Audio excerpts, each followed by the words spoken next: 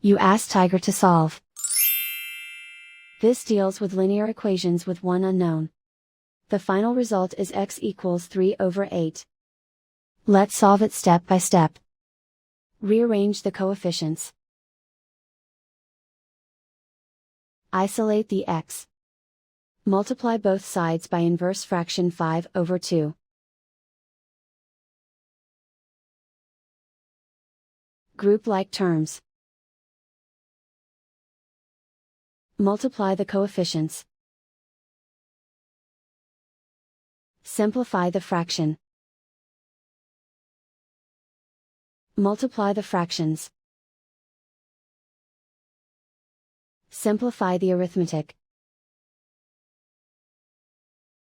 And so the final result is x equals 3/8.